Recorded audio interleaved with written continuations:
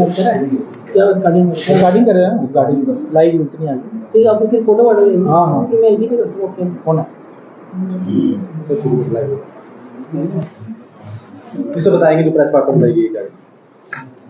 सबसे पहले मैं कठुआ के तमाम पत्रकार बंधुओं का जो आज यहाँ पर पहुँच पाए हैं बड़े शॉर्ट नोटिस पे, और सबका स्वागत करता हूँ।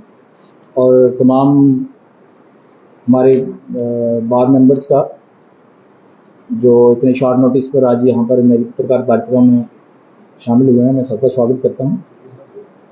क्योंकि मैं सबसे पहले कि मैं आज की जो मुख्य संदर्भ बिंदु पर आऊँ, मैं बैकग्राउंड में कुछ बातें बताना चाहता हूँ कि मेरी किसी निजी समस्या से, क्योंकि मैं यहाँ पर प्रेजेंट नहीं था, लगभग पिछले 19 तारीख से लेकर आज मतलब 31 तारीख तक मैं इस यहाँ पर नहीं था।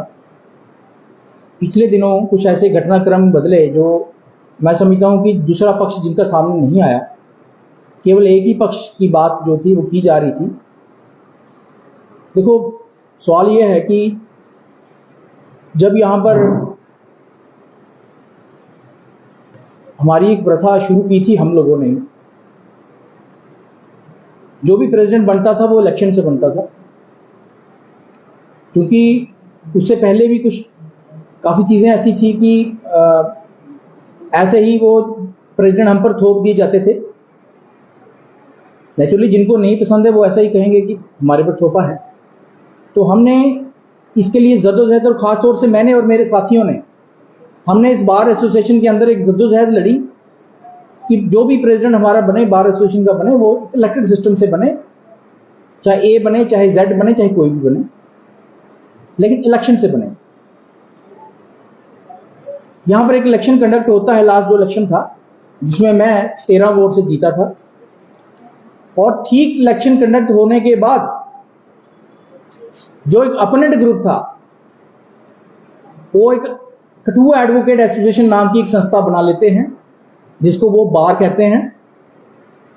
और जब भी हमारा कोई नोटिस, हमारा कोई रेजोल्यूशन, हमारा कोई वर्क सस्पेंड का नोटिस जजेस के पास जाता था, उन्हीं के बंदे आके जजेस को जो मिसलीड करते थे कि यहाँ 2 बारें हैं, यहाँ कठुआ एडवोकेट एसोसिएशन नाम की संस्था है, हम नहीं मानते। कहने का मतलब कि वो एक इलेक्टेड प्रेसिडेंट की तौहीन करते थे जो कि निरंतर जारी थी। हमने बाहर का इंटरनल मैटर था, हमने इस पर कुछ बाहर एक्सपोज नहीं किया, लेकिन आज मुझे मजबूर किया इन लोगों ने। और उसके बाद एक झूठी कंप्लेंट हमारे ऊपर 50-60 वकील इसमें फंसाए हुए हैं, आज तक हमारी हाई कोर्ट के सामने लंबित है।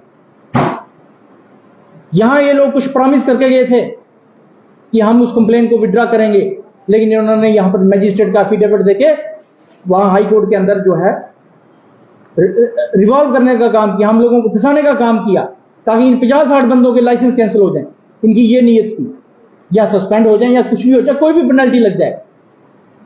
और जब इन्होंने ये कंप्लेंट की थी, मैंने इनको बोला था, मैंने कहा आप कंप्लेंट मत करिए, मैं बीइंग प्रेसिडेंट मैं जिम्मेवार हूं उस बात का, मैं जवाब दूंगा। अगर जरूरत पड़ी तो मैं अपनी जेब से पेमेंट करूंगा, डोंट वरी, आपको बाहर मत उछालो बाहर के मुद्दे को। लेकिन इन्होंने मेरी बात की एक नहीं सुनी, और इन्होंने झूठी कंप्लेंट हमारी सुप्रीम कोर्ट में की, वो काफी देर पड़ी रही। और यहां पर ये मुझे चैलेंज करते थे, मुझे कहते थे कि बड़ा शौक था मदद करने का कोरोना काल में, तो अपनी जेब से करनी थी। मैं इनकी बातों पर तंग आकर, मेरे जमीर ने मुझे इस बात की इजाजत नहीं दी, और मैंने अपने ट्रेजरर को बुलाया, मैंने उनसे पूछा कि कितना पैसा डिस्ट्रीब्यूट हुआ है कोरोना काल के अंदर, मेंबर्स की हेल्प की है। तो उन्होंने बताया कि 2,01,000। मैंने 2,04,000 किसी से भीख मांग के, किसी से उधार लेके वो पैसा मैंने कैश उसके हाथ में दिया, और उनको बोला कि आप ये अपने उसी अकाउंट में डाल दीजिए जहां से डिस्बर्समेंट हुई है। 2,04,000 रुपया मैंने जमा कराया। मुझे बनाए मैंने कौन सा गुनाह किया? फिर मेरे खिलाफ कंप्लेंट क्यों की गई? फिर वो कंप्लेंट क्यों आज तक पेंडिंग है हाई कोर्ट के अंदर, जब हमने उसकी पैसा का 1-1 रुपया जो है वो मैं अपनी जेब से दे चुका हूं? वो कंप्लेंट मेरे खिलाफ आज तक, मेरे साथियों के खिलाफ क्यों पेंडिंग है? मैं तो उसमें सिग्नेटरी हूं, मैं तो बेनिफिशियरी हूं नहीं उसका, मैंने तो 1 रुपया भी नहीं लिया, मैं सिर्फ सिग्नेटरी हूं। और उन बंदों को फंसाया गया है। कल को इन्होंने जजेस का एग्जाम क्लियर करता है, कभी मुंसिफ का एग्जाम, कोई हमारे सरकारी वकील बनता है, उसकी 1 मिनट में कंप्लेन हो जाएगी उसके खिलाफ, एनओसी नहीं मिलेगी उसको, क्योंकि उनका नाम, सबका नाम वहां पर उस कंप्लेंट में लंबित है। और जब ये इंटरनल मामले हाईकोर्ट में चल रहे हैं और हाईकोर्ट की जो डिसिप्लिनरी कमेटी के पास जो कंप्लेंट फॉरवर्ड हुई है सुप्रीम कोर्ट ऑफ इंडिया से, उस कमेटी के पास जो है अब सारी, वो बार काउंसिल की कमेटी है, वो बार काउंसिल की सारी पावर उसके पास है। जब तक कि वो कमेटी जो है उसका कोई निर्णय नहीं हो जाता, अब 50-60 बंदों का मान लीजिए अब हम इलेक्शन करा देते हैं, उधर से निर्णय आता कि 60 बंदों का license cancel, what is the fun of that election? और इस बात की क्या गारंटी है कि कल को कोई उंगली नहीं उठाएगा, हमारा इनका तो मैटर सब जुडिस है, ये तो वोटिंग में पार्टिसिपेट ही नहीं कर सकते, ना ये इलेक्शन लड़ सकते हैं। फिर इलेक्शन करवाना किस लिए है, किसके लिए लगता है इलेक्शन करवाना, मुझे बताए ना। जब आपने इलेक्टेड प्रेसिडेंट को मानना नहीं है, जब आपने उसके सामने कठुआ एडवोकेट एसोसिएशन नाम की संस्था खड़ी कर देनी है, तो फिर आप क्या एक्सपेक्ट करते हो कि आपके ग्रुप से अगर कोई बंदा जीतेगा तो दूसरा ग्रुप आपको एक्सपेक्ट करेगा? ये कहते हैं चैरिटी बिगिन्स एट होम। अगर किसी को कहना है भाई मीठा मत खाना, तो पहले खुद मीठा छोड़ना पड़ता है। अगर ये एक्सपेक्ट करनी है कि दूसरे लोग हमारी इज्जत करें, पहले उसकी इज्जत करनी पड़ती है, क्योंकि ये give respect and take respect, ये सीधा सा फार्मूला है। आप किसी की रिस्पेक्ट करोगे तो आपको रिस्पेक्ट मिलेगी, लेकिन आप किसी की तौहीन करोगे, किसी के पीठ पीछे बातें करोगे, पीठ पीछे शुरा भोंकोगे, जैसे मेरे भोंका इन लोगों ने, मेरा क्या इंतजार नहीं कर सकते आप लोग? मैं पूछना चाहता हूं इनसे, आपने यहां पर फ्रॉड किया, आपने बार में सर्कुलेट किया नोटिस, ये मेरे सारे मेंबर गवाह हैं इस बात के, उसमें लिखा कि हम टोल प्लाजा के इशू पर इकट्ठे हो रहे हैं, टोल प्लाजा के इशू पर मीटिंग बुलाई जा रही है, वाईआरएस युवा राजपूत सभा के मुद्दे पर मीटिंग बुलाई जा रही है, और मीटिंग यहां पर इलेक्शन कंडक्ट करने की कोशिश करते हैं अंदर। टोल प्लाजा की बात ही नहीं, युवा राजपूत सभा की बात ही नहीं, और यहां पर इलेक्शन की बातें चल पड़ती हैं, और बिना मेरा वेट किए, मेरा इंतजार किए, मेरे पास पावर है भाई, मैं जवाबदेह हूं। कल को इस बार में चोरी हो जाती, पर्चा मेरे पर लगना है, इन पर नहीं लगना किसी पर। हाई कोर्ट में जवाबदेह मैं हूं, वहां मैं केस भुगत रहा हूं, मैं और मेरी टीम भुगत रही है, वहां पर एज ए प्रेसिडेंट मैं रिकॉग्नाइज हो रहा हूं हाई कोर्ट के सामने, ये लोग नहीं रिकॉग्नाइज हो रहे हैं। पिछले दिनों उन्होंने एक और यहां पर, आप जानते हैं पूरी कठुआ इस बात की गवाह है, मैं इस बातों को पब्लिक में नहीं ले जाना चाहता था, लेकिन इन लोगों ने मुझे मजबूर किया आज। पिछले दिनों मैं being a president bar association की कैंटीन की रिकवरी करा रहा था, एक बंदा जो मेरा टेनेंट था वो पैसे नहीं दे रहा था, हमने इसको नोटिस भेजा, इन लोगों ने इसको शायद ही इनको कोई किराया नहीं देना है, किराया में आजाद शत्रु ने लेना था क्या? फिर SC/ST एक्ट का झूठा पर्चा मेरे ऊपर क्यों? ये लोग सब साजिश में, और बाद में आपने देख लिया 4 दिन बाद उसी बंदे ने आपके सामने बयान दिया, फिर मुझे पता नहीं था कंप्लेंट के अंदर क्या लिखा हुआ है, तो कंप्लेंट ड्राफ्ट किसने की? क्या उससे सवाल नहीं पूछा जाएगा? ये इशू पेंडिंग है, ये मेरे अकेले के मसले नहीं है, ये बाहर के मसले हैं। इलेक्टेड प्रेसिडेंट के ऊपर SC/ST के व्यक्ति का पर्चा लगा, वो भी झूठा, वो भी उस आदमी पर जो एक सेक्युलर आइडियोलॉजी का बंदा था। तब कहां थे ये लोग जो झूठी मीटिंगें बुला रहे थे बिना कंसेंट के? मेरे वाइस प्रेसिडेंट को नहीं पूछा, मेरे जनरल सेक्रेटरी को नहीं पूछा, किसने बुलाई मीटिंग? अगर 2-4 लोग गद्दार हो गए तो कोई बात नहीं, उनसे फर्क नहीं पड़ता मुझे। क्या यही बात का इंतजार कर रहे थे लोग? इनके अंदर इंसानियत नाम की चीज नहीं है क्या? ये इन लोगों के फैमिली में कोई बीमार नहीं हुआ क्या? इन लोगों की फैमिली में किसी को प्रॉब्लम नहीं आएगी? कौन सा मुद्दा मौका चुना इन लोगों ने? मैं पूछना चाहता हूं, ये कौन सा मौका था और कौन सा है भाई?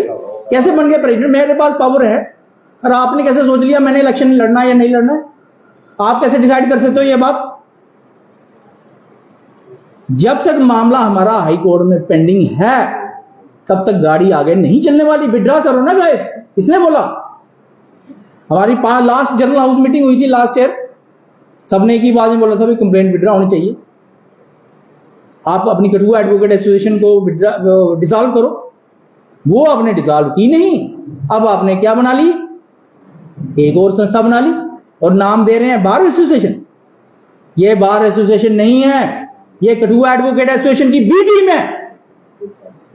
मैं सामने कहता हूं, ये आपकी मंशा पर सवाल उठते हैं, सारे बार मेंबर आपके थू थू कर रहे हैं। यह और बात है कि कुछ पर्दे के पीछे रहना चाहते हैं, कुछ पर्दे के सामने नहीं आना चाहते, या उनके अंदर वो उनकी कोई मजबूरी हो सकती है, मैं नहीं कहता। लेकिन सच को सच बोलने वाले, राइट को राइट बोलने वाले, रॉन्ग को रॉन्ग बोलने वाले लोग भी आज इस बार के अंदर जिंदा हैं। और जब तक वो जिंदा हैं, जब तक वो प्रैक्टिस कर रहे हैं, वो यही कहेंगे, रात को रात कहेंगे, दिन को दिन कहेंगे, गलत को गलत कहेंगे, सही को सही कहेंगे। इसलिए हमारा पत्रकार वार्ता बुलाने का मकसद यही था कि हम ये जो एसोसिएशन बनी है, गलत कमेटी बनी है, मेरे पीछे से बनी है, मुझे इसमें कोई कंसल्ट नहीं किया गया, बिना बात के यहाँ पर किसी और मुद्दे पर मीटिंग बुलाई जा रही है और यहाँ पर इलेक्शन एक कह रहे हैं कि इलेक्शन हो गया। ऐसे होता है इलेक्शन? कहाँ नोटिफिकेशन आपकी?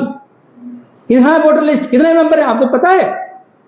कोई पता नहीं, किसी के पास जवाब देने नहीं।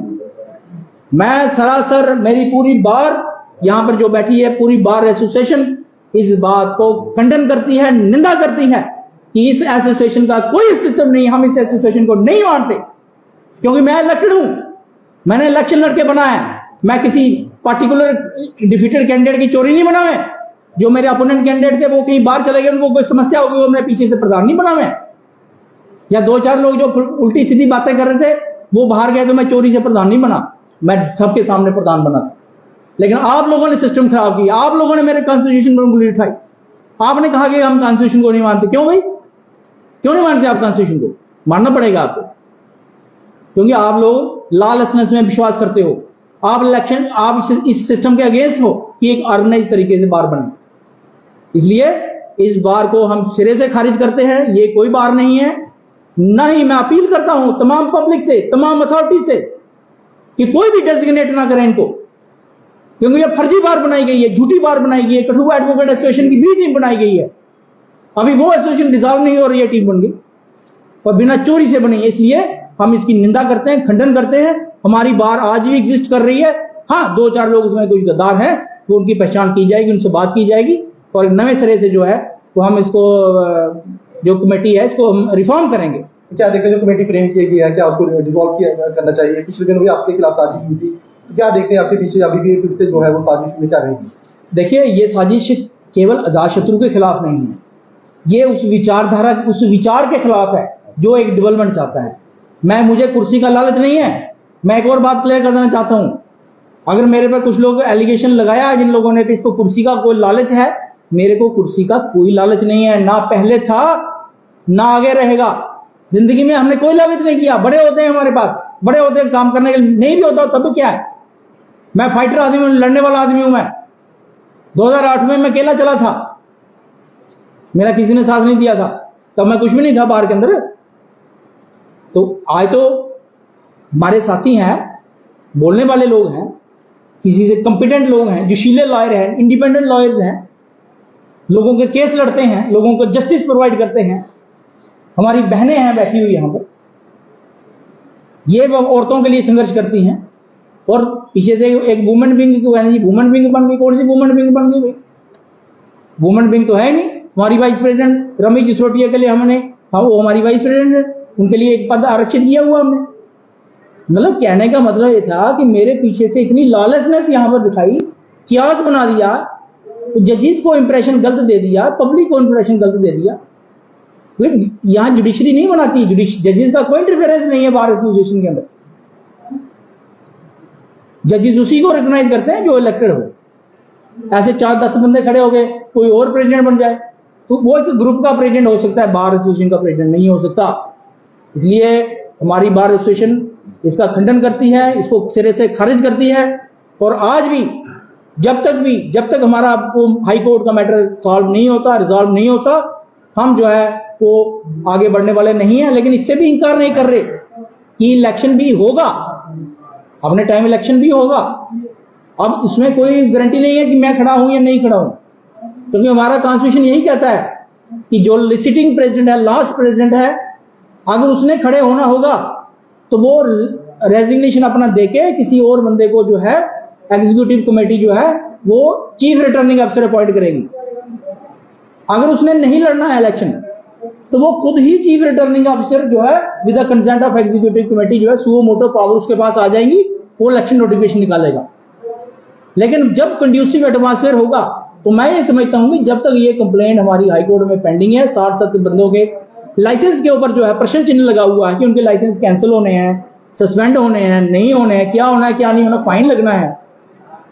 तो इन लोगों ने ये कंप्लेंट की है, या तो ये विड्रॉ करें या उसका डिस्पोजल हो। जब तक वो डिस्पोजल नहीं होता, और दूसरा ये नहीं है कि हाई कोर्ट का डिस्पोजल हो जाएगा, दूसरी एक इलेक्शन की गारंटी भी देंगे। ये लोग एक्सपर्ट हैं, कठुआ एडवोकेट एसोसिएशन के लोग एक्सपर्ट हैं हमारी बार से। इन्होंने सुओ मोटो खुद ही कहा था कि हम इनसे डिसोशिएट करते हैं। जब आप एक बार एसोसिएशन से डिसोशिएट कर गए, आपको क्या राइट है बार एसोसिएशन के इंटरनल मैटर में दखलंदाजी देने का? आप अपनी कठुआ एडवोकेट से संभालो। अगर आप चाहते हो कंड्यूसिव एटमॉस्फेयर क्रिएट हो तो कंप्लेंट विड्रॉ करो और दूसरा लिख के दो कि जो भी प्रेसिडेंट इलेक्ट होगा हम उसको मानेंगे।